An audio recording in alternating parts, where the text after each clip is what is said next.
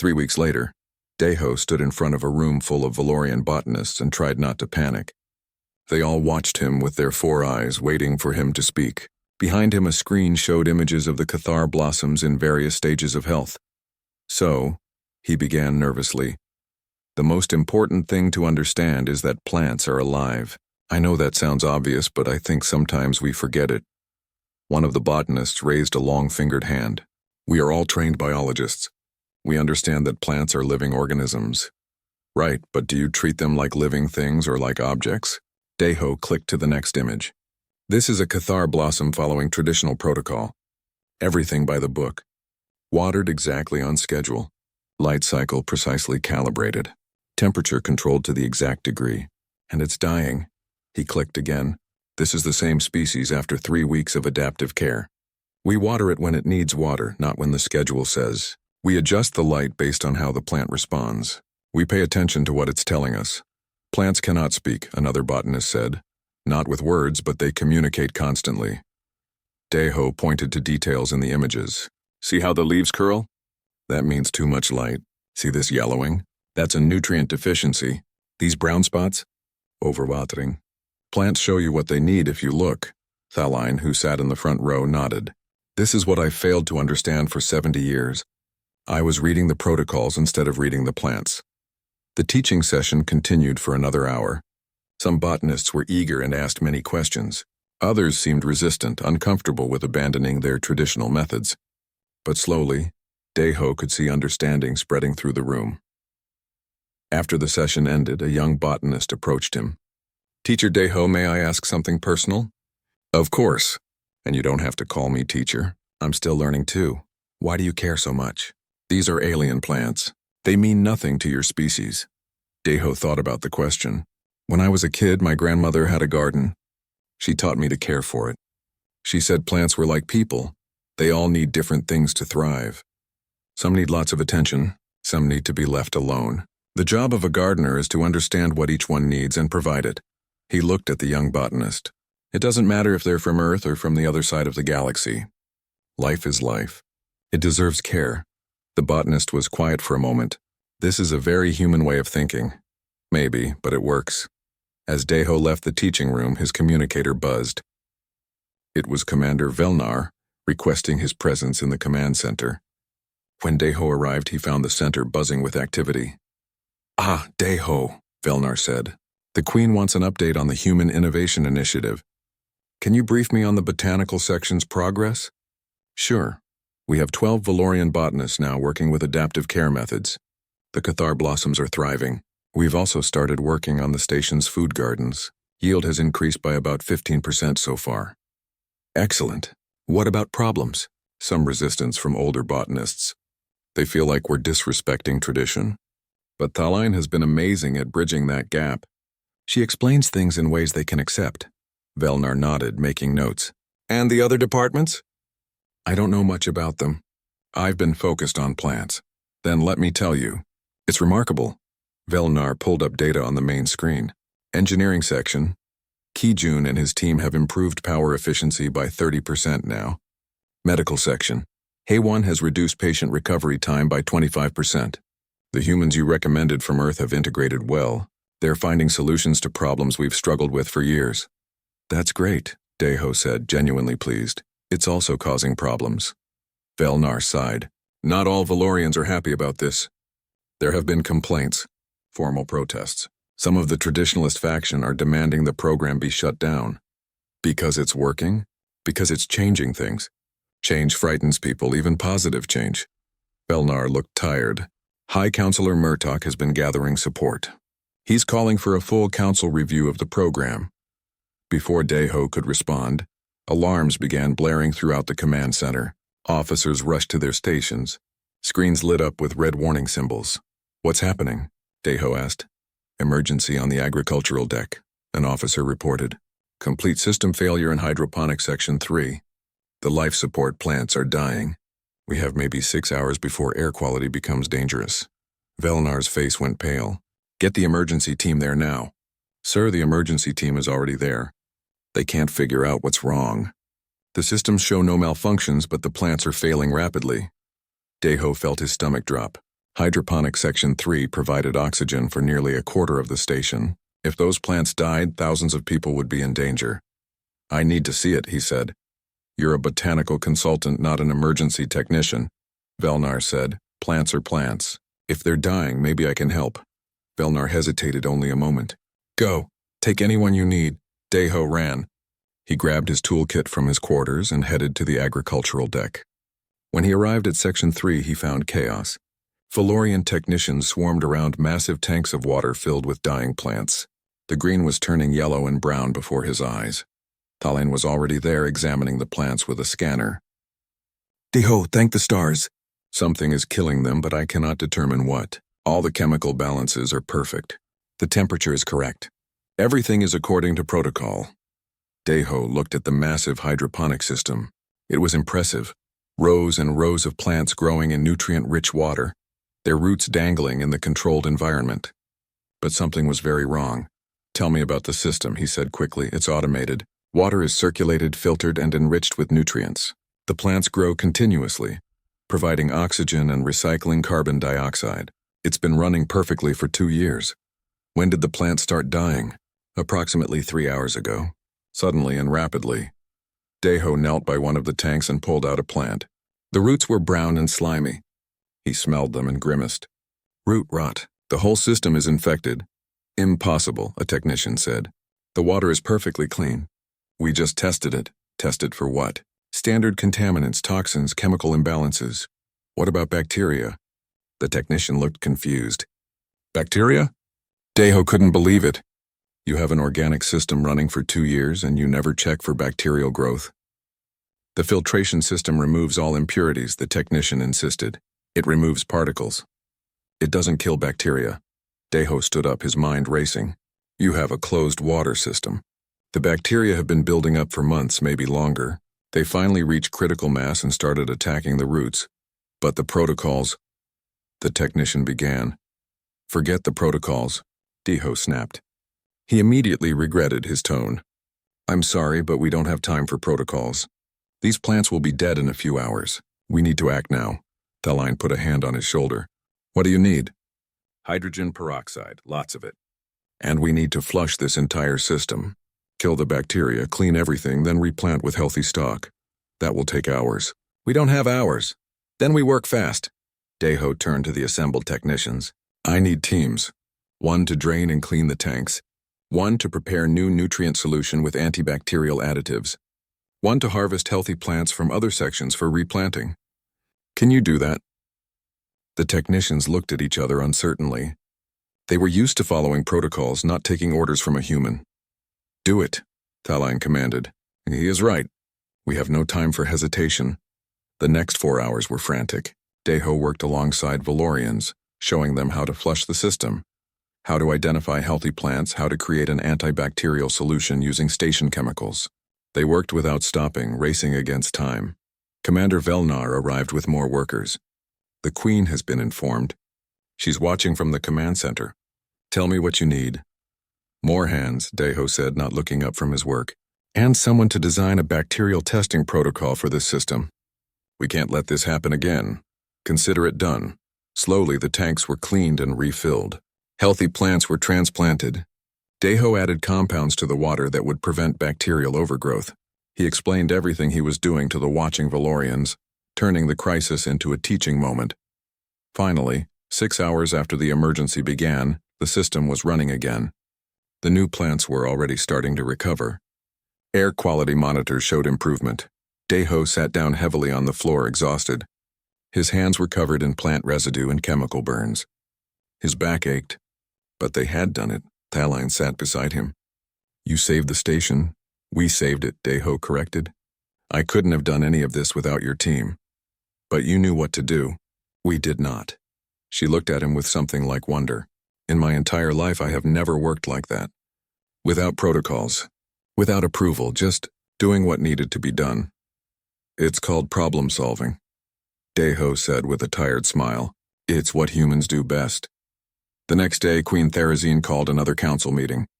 This time, Deho wasn't nervous. He was too tired to be nervous. The Queen stood before the assembled councilors. Our empire is stagnant. We are stable, yes. We are orderly. But we do not. The council chamber remained silent after the Queen's words. Daeho could feel the tension in the air like electricity before a storm. The Valorian counselors looked at each other, uncertain and uncomfortable. Finally, a younger counselor near the middle of the table spoke up. She had pale gray skin and wore robes marked with the symbol of education. Your Majesty, if I may ask, what exactly are you proposing? Queen Therazine returned to her seat. I am proposing that we learn from these humans, Counselor Neva. That we study not just their solutions, but their approach to problems. You want us to become like humans? Murtok sounded horrified. To abandon our way of thinking? I want us to survive, Counselor. The Queen's voice was sharp. And survival requires adaptation. I want to understand why a janitor with a notebook succeeded where our best scientists failed. I want to know how a cook solved a problem our engineers couldn't fix. These are not lucky accidents. There is a pattern here and we need to understand it. She turned to Daeho. Tell me something, human. When you saw the Cathar blossoms dying, what was your first thought? Daeho thought back to that night 3 months ago. I wondered what they needed that they weren't getting. I assumed there was a reason they were dying, and if I could find the reason, I could fix it. You assumed you could fix it, the Queen repeated. Not that it was beyond your ability. Not that you needed higher authority. You simply believed that a solution existed and you could find it. Well, yes, Your Majesty. That's how problems work, isn't it? That is how humans think problems work, Thaline said. She leaned forward with interest. A Valorian would first consult the protocols. Then they would seek approval from superiors. Then they would form a committee to study the issue. By the time we took action, the flowers would be dead. But you would have followed proper procedure, Murtok argued, and achieved nothing. Thaline's voice rose with frustration. Don't you see? We have become so obsessed with doing things correctly that we have forgotten to do them effectively. Another counselor, an elderly male with white markings, spoke quietly. Perhaps there is a middle path. We need not abandon all tradition to learn from humans. Could we not? Incorporate their methods while maintaining our values? The Queen nodded slowly. That is exactly what I propose, Counselor Dalvin. I want to create a program. Humans and Valorians working together on problems that have proven difficult to solve. We provide the knowledge and resources. They provide the fresh perspective and adaptive thinking. And if their solutions fail? Murtok challenged. If their reckless experimentation causes harm? Then we learn from the failure and try something else, the Queen said. As the humans do, she activated the screens again. I have compiled a list of problems throughout the Empire that have remained unsolved, despite years of effort. Agricultural issues on colony worlds, communication delays in the outer systems, medical conditions we cannot cure, engineering challenges we cannot overcome. Each of these has been studied extensively. Each has been addressed according to protocol. And each remains unsolved. Daeho looked at the list scrolling across the screens. There were hundreds of items. Maybe thousands. Problems big and small, all waiting for solutions that never came. I propose we start small, the Queen continued. Here on this station, we select several of these problems and assign mixed teams of humans and Valorians to address them. We observe what happens, we learn. If the results are positive, we expand the program throughout the Empire. And if the results are negative, Murtok asked, then we will have learned that as well. But I do not believe they will be negative, Counselor. The evidence is already here, all around us. These humans have been helping us for months, and we didn't even notice because we were too focused on protocols to see results. Commander Velnar cleared his throat. Your Majesty, I must point out a practical concern. We currently have 43 humans working on this station in various capacities. Most of them are in low-level positions. We would need to recruit more humans with appropriate expertise. Then recruit them, the Queen said simply. Offer positions. Offer fair pay. Humans respond well to opportunity, I have observed. There is another issue, Neva said carefully. Many of these problems exist in locations where humans have never been. Deep in Valorian territory, on homeworlds and sacred sites. There will be cultural resistance to allowing humans into these spaces. The Queen was quiet for a moment. Then we will address that resistance. I am Queen, my word is law. If I say humans are welcome, they are welcome. Some will not accept this easily, Dalvin warned. Change is difficult, especially change that comes from outside. I am aware. I am 300 years old, counselor. I remember when we first encountered the Zencor species. There was resistance then, too. Now they are valued members of our empire. The queen stood again. Change is always difficult. That does not make it wrong. She walked to where Deho sat and looked down at him. I have a question for you, human. If I offered you a different position, would you accept it? Deho's mind raced. What kind of position, Your Majesty? Chief Botanical Consultant to the Imperial Station. You would continue caring for the Cathar blossoms, but you would also teach our botanists your methods, and you would travel to other locations where our plants are failing. You would have authority to change protocols as you see fit. Deho's mouth fell open. Your Majesty, I'm a janitor. I barely finished my degree. I'm not qualified to— You saved plants that our most qualified experts could not save, the Queen interrupted. You are clearly qualified. Do you accept? Deho looked around the table at all the important Valorians watching him. His heart was pounding. Can I think about it? No, the Queen said. I need your answer now. Will you help us learn to adapt, or will you remain a janitor cleaning floors? It was crazy. It was impossible. It was terrifying. But Deho thought about those glowing flowers, about how good it felt to see them thriving again. He thought about all the other problems on that list, all the things that needed fixing. Yes, he said. Yes, I'll do it. The Queen nodded, satisfied. Good. Thaline, you will work directly with Deho. Learn everything he knows. Teach him everything you know. Create a training program that combines both approaches. Thaline bowed. Yes, Your Majesty. Commander Velnar, begin recruiting additional humans for the program. Focus on those with practical experience and problem-solving skills. I don't need theorists. I need people who know how to fix things. Yes, Your Majesty, the Queen addressed the full council. This program will be called the Human Innovation Initiative. Each department will identify their most challenging problems and assign mixed teams to address them. You will report progress to me monthly. Are there any questions? Mirtok stood slowly. Your Majesty, I must formally object.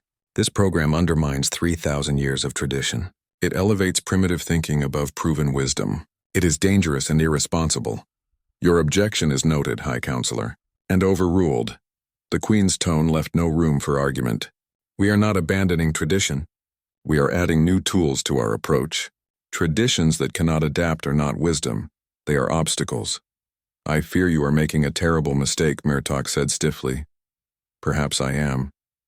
But doing nothing while our empire stagnates would be a greater mistake. The Queen looked at each counselor in turn. 300 years ago I became queen by understanding that the universe changes. Empires that refuse to change with it do not survive. I will not let this empire fall because we were too proud to learn from others. She gestured to the door. You are all dismissed. Begin implementing the program immediately.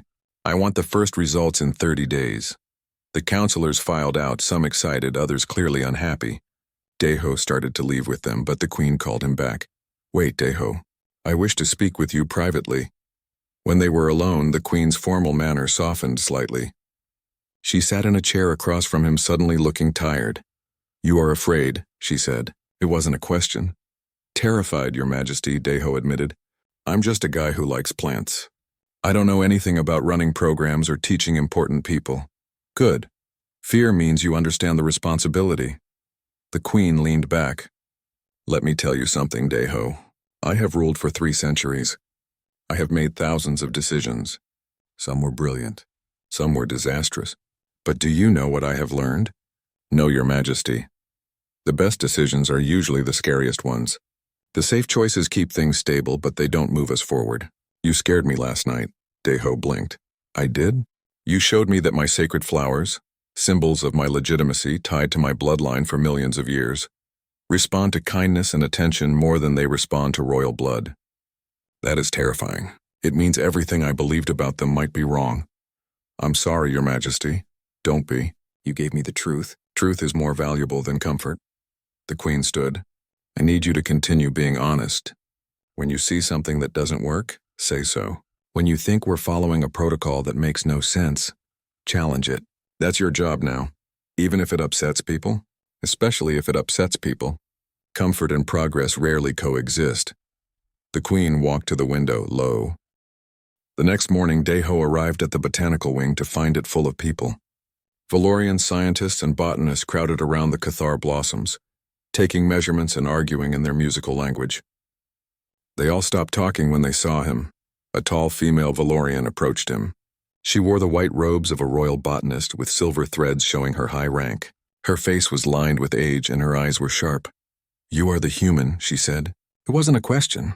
Yes. I'm Deho. I take care of... I am Thalin, chief royal botanist." She held up his notebook. "I have read your notes 3 times. They are very disturbing." Deho's stomach sank. "I'm sorry if I did something wrong. I was just trying to help." "Wrong?" Talin's voice rose. "You have proven that 300 years of botanical tradition is incorrect. You have shown that our sacred protocols are ineffective. You have made fools of every expert in the Empire." The other botanists murmured agreement. Some looked angry. Others just looked embarrassed. "I didn't mean to make anyone look foolish," Deho said quietly. "I just wanted the flowers to live." Talin stared at him for a long moment. Then to Deho's surprise, she laughed. It was a bitter sound. "You wanted the flowers to live," she repeated. "Such a simple goal. And we, with all our knowledge and ceremony, forgot that was the purpose." She sat down heavily on a bench. "The Queen has ordered me to learn from you, to understand your methods. This is humbling." Deho sat next to her carefully. "Can I ask you something? Why were you following protocols that didn't work?" "Because they are protocols," Talin said, as if this explained everything. "They have been passed down for generations, written by the greatest botanists in history. To change them would be to suggest that our ancestors were wrong." "But what if they were?" Deho asked. "Not wrong exactly, but maybe working with incomplete information? Plants evolve. Environments change. What worked 1,000 years ago might not work now." "This is not how we think," Thalin said. She sounded tired. "Valorians value tradition, stability. We do what has always been done because it has always worked. Except when it doesn't," Deho said gently. Before Thalin could respond, Commander Velnar entered the dome. He looked even more stressed than yesterday. "The Queen has called an emergency meeting," he announced. "All department heads to the council chamber, immediately." The botanists rushed out. Thalin stood slowly, then looked at Deho. "You should come too. I believe this concerns you." Deho followed nervously. He'd never been to the command levels of the station. The corridors here were wider, decorated with alien art and symbols he didn't understand. Valorian officials hurried past, all looking worried. The council chamber was huge. A circular table dominated the center, surrounded by chairs designed for Valorian bodies. Screens covered the walls, showing data and charts. Queen Therazine sat at the head of the table, her crown glowing softly. "Sit," she told Deho, pointing to a chair that had been hastily adjusted for human size. Around the table sat various department heads. Velnar was there, along with Thalin, the station engineer, the medical director, and several others Deho didn't recognize. They all looked at him with a mixture of curiosity and concern. "I have called this meeting," the Queen began, "because of what I witnessed last night.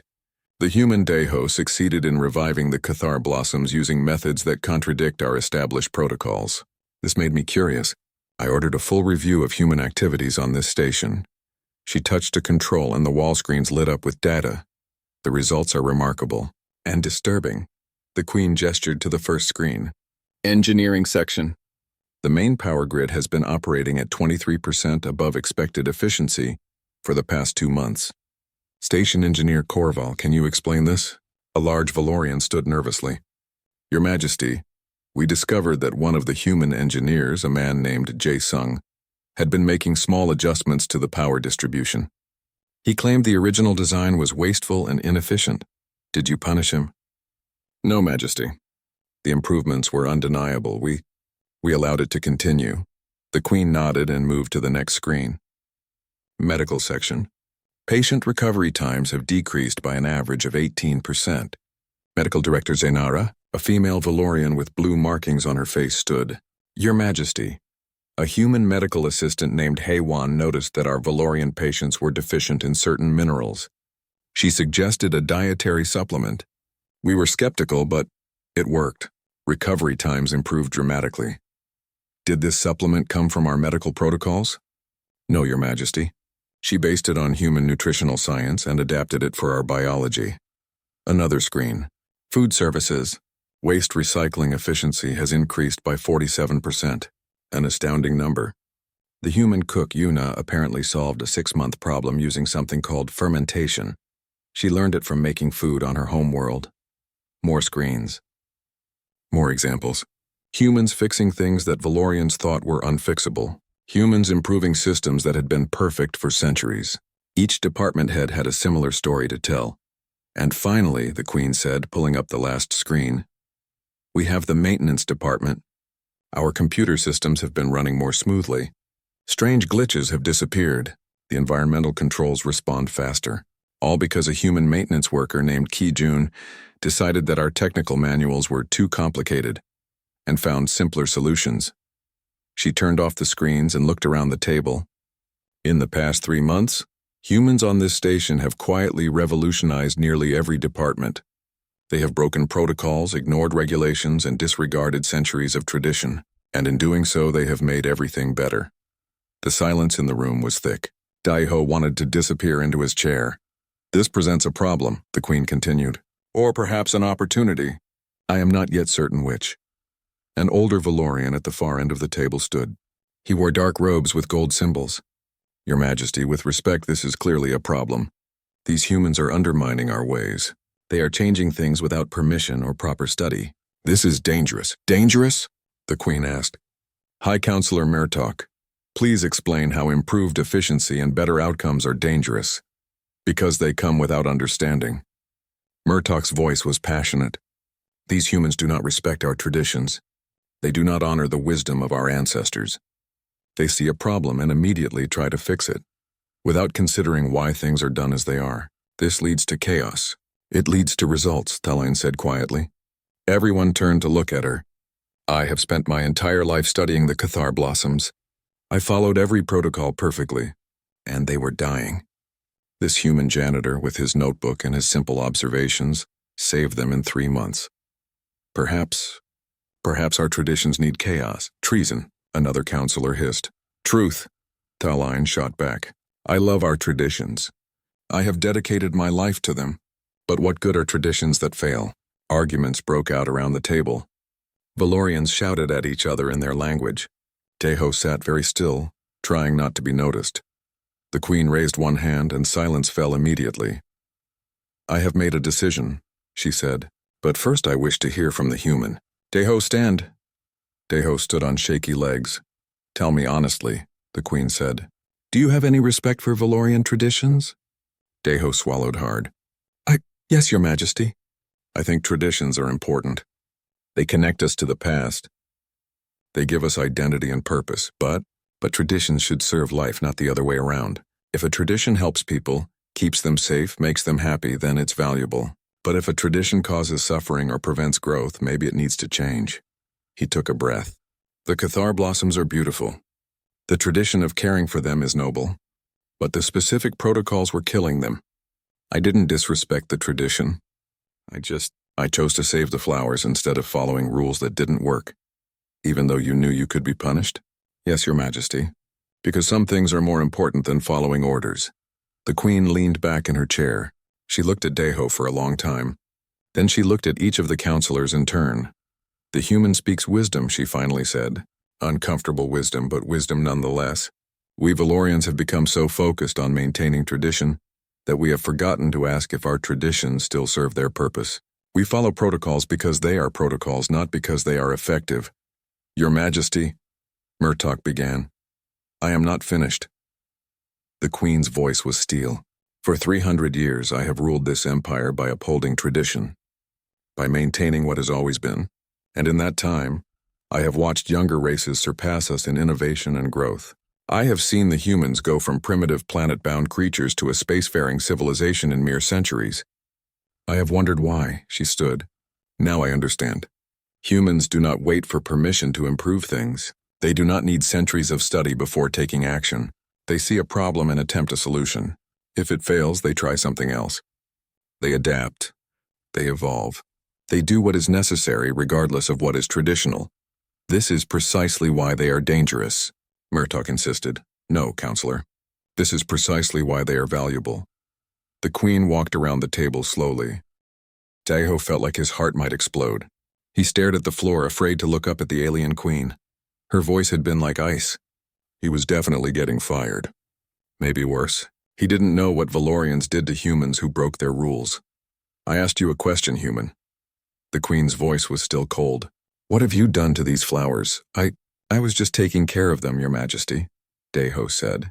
His voice shook. They were dying. I thought maybe I could help. These are Cathar blossoms from the royal gardens. They are sacred. You should not even be near them. I know, I'm sorry. Deho finally looked up. They're plants. They were suffering. I couldn't just ignore that.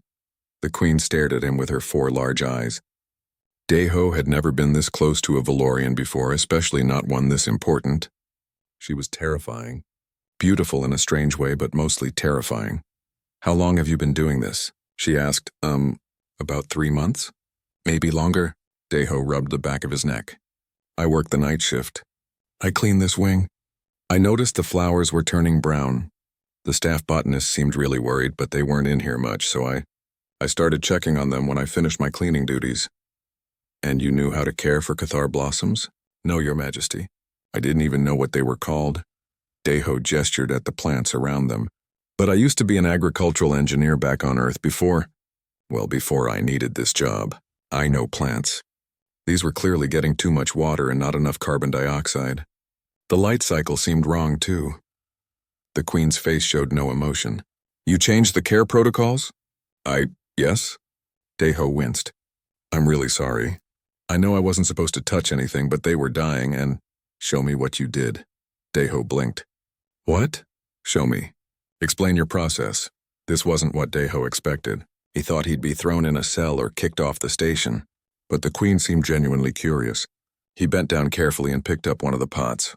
Okay, so, when I first saw these, they were wilting badly. Brown spots on the leaves, drooping petals. Classic signs of overwatering. He turned the pot to show the drainage holes. They were sitting in water constantly. The automatic system was watering them every 6 hours like clockwork. That is the traditional schedule, the Queen said.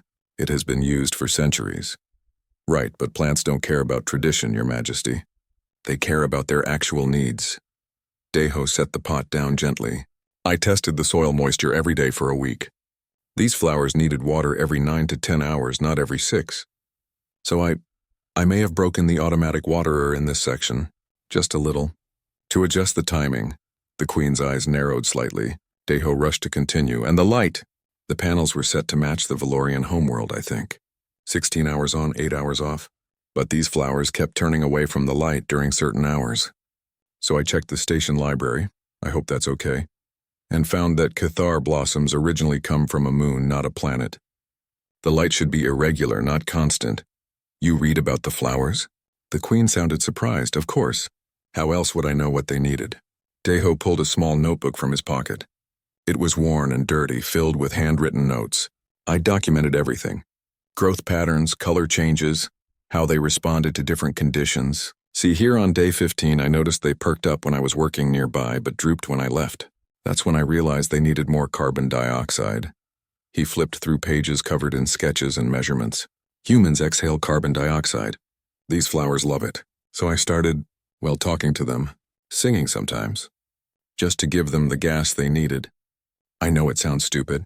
It does not sound stupid, the Queen said quietly. She took the notebook from his hands and studied it. Her long fingers traced over his notes. This is remarkably detailed. I like plants, Deho said with a small shrug. They're honest. You give them what they need, they grow. You neglect them, they die. No politics, no complicated rules. Just basic needs and attention.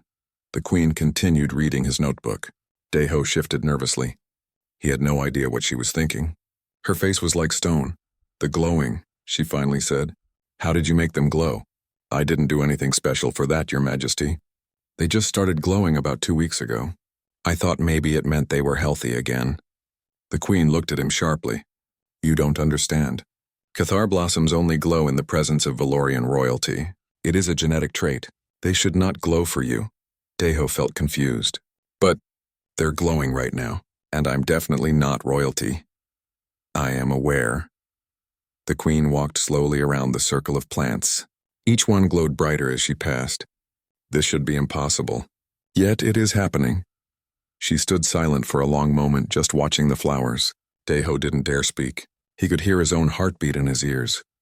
"Tell me, human," the Queen said without looking at him. "Why did you do this? Why care for plants that were not your responsibility? You are a janitor. You clean floors and empty waste bins. These flowers had an entire team of royal botanists assigned to them." Deho thought about how to answer. He'd been asking himself the same question for months. "I guess, because no one else was really looking at them. The botanists came by and did their procedures, but they weren't seeing the plants. They were following rules. I saw living things that needed help and I knew how to give it. It felt wrong to do nothing, even though you could be punished.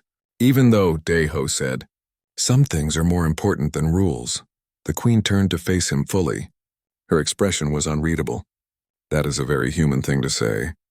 Before Deho could respond, the door to the dome burst open. Commander Velnar rushed in, followed by 6 guards with weapons drawn. They all froze when they saw the scene. "Your Majesty," Velnar gasped. "We received a report of an intruder in the botanical wing. We came immediately. Please step away from that human." "The human is not a threat, Commander," the Queen said calmly. "But the protocols, he should not be here. This area is restricted. I am aware of the protocols. I wrote most of them." The Queen's voice took on an edge. "Commander, how long have the Cathar blossoms been dying?" Velnar looked uncomfortable. "Approximately 4 months, Majesty. Our botanists have been unable to determine the cause, and yet they are healthy now. Thriving, in fact. Do you notice anything unusual about them?" The commander looked at the glowing flowers. His face went pale. Majesty, they're glowing. How is this possible?"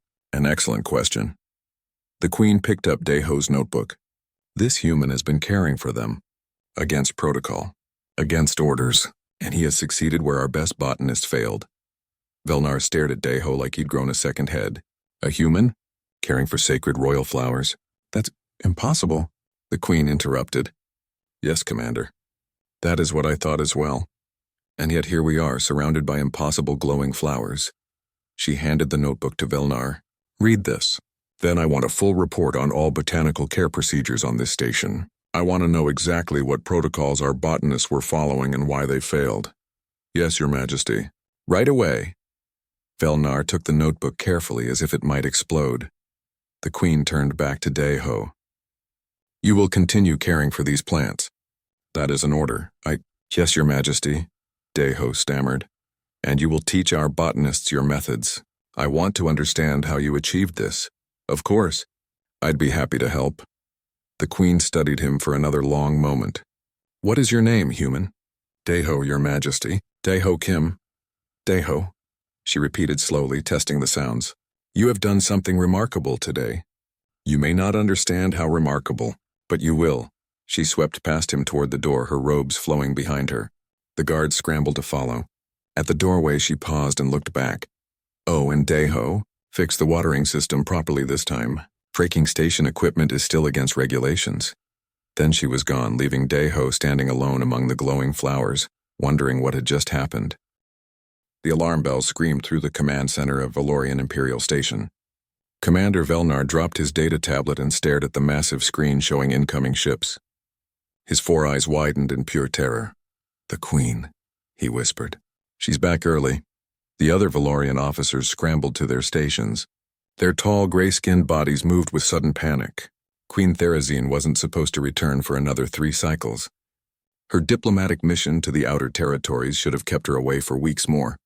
But there on the screen was her royal ship gliding toward the station like a silver blade.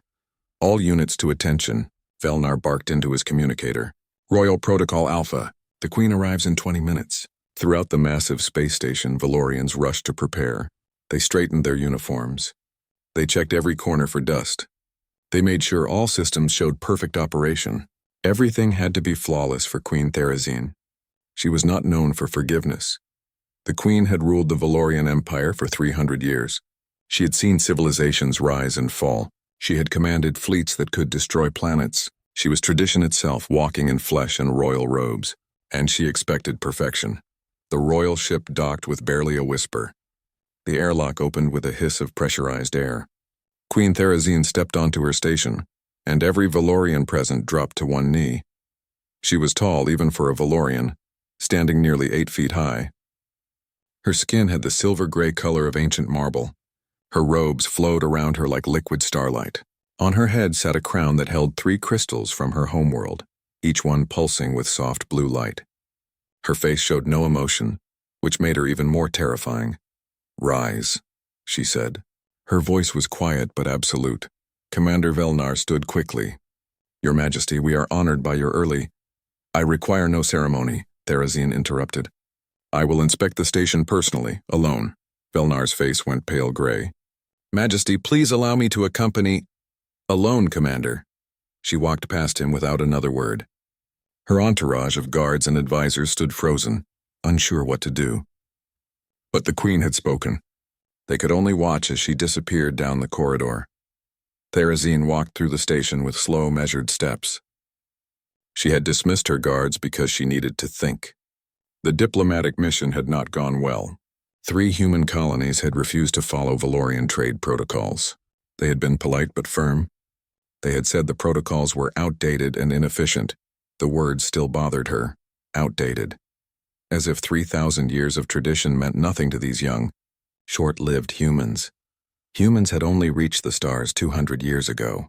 They were children compared to the Valorian Empire. Yet somehow they were thriving. Their colonies grew faster than anyone expected. Their technology improved at alarming rates. They seemed to have no respect for the proper way of doing things. The Queen found herself in the botanical wing of the station. She often came here to think. This section held plants from across the Empire, including specimens from the royal gardens of her homeworld. The lights were dimmed for the night cycle. Most of the staff had gone to their quarters. She walked between rows of alien flowers and strange trees. Some glowed softly in the dark. Others released sweet scents into the recycled air. This wing was beautiful and peaceful. It reminded her of home. Then she turned a corner into the main greenhouse dome and stopped walking. At first, she couldn't process what she was seeing. Her mind refused to accept it. A human sat on the floor in the center of the dome. He wore a simple gray custodial uniform with a name badge she couldn't read from this distance. Around him, spread in a circle, were dozens of pots containing cathar blossoms. The cathar blossoms. Sacred flowers from the Queen's own palace gardens. The rarest plants in the Empire. The symbol of the royal bloodline itself. And they were glowing. Therazine felt her heart skip a beat. Both of them. She pressed one hand against the wall to steady herself. Cathar blossoms only glowed in the presence of Valorian royalty.